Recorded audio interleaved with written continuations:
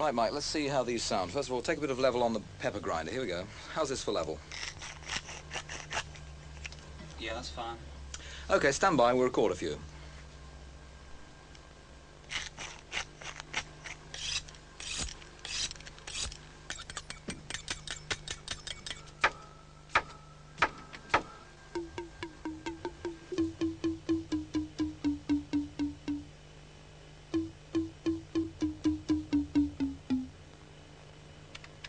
I spoke to Sue on the phone again and told her one of my ideas. One idea was that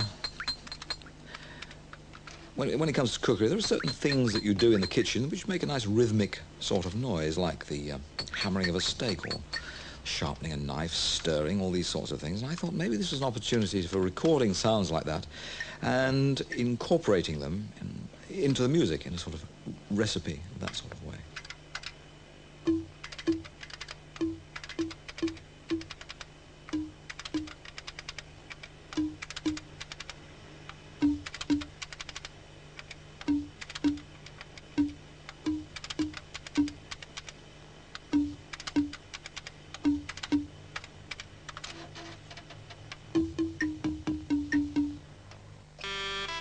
I've got 3 synthesizers in my room, apart from the Fairlight, and they do present one with an enormous range of sounds and possibilities. But in this particular program, we're looking for an appealing tune, so I'm going to have to look for an appealing tone color.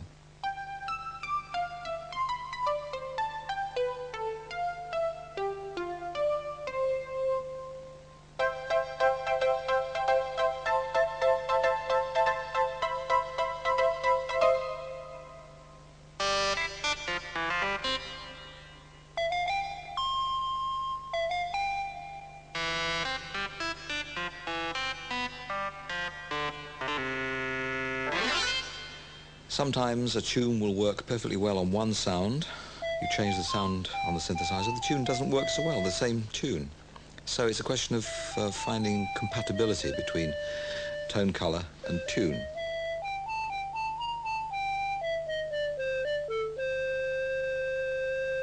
Having got the tempo and the structure right, I always say that the tune comes last, really. A tune will always suggest itself.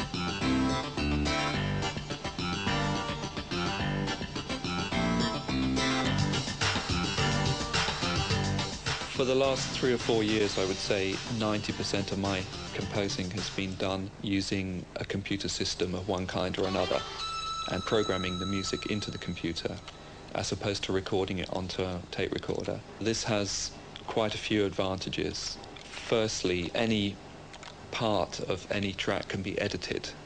You can make a change, let's say, in the bass line and immediately hear that that needs to make a change in one of the drums, which then implies that an instrument should come in at this point.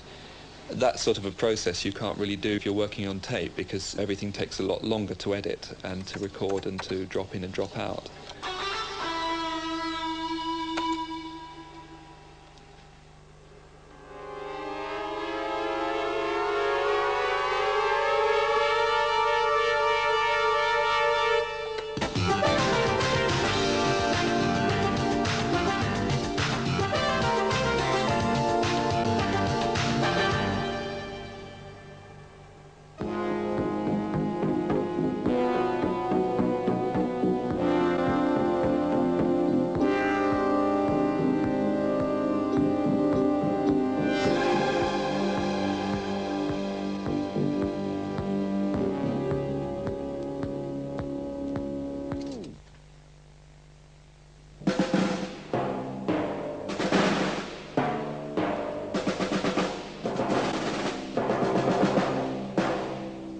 why we used real drums was that synthetic drums are rather apologetic in sound, and for this sort of program you really do need the real thing, and it deserves the drama that you get out of real playing, and also a very good acoustic, which you can only get in something like the orchestral studio at Maida Vale.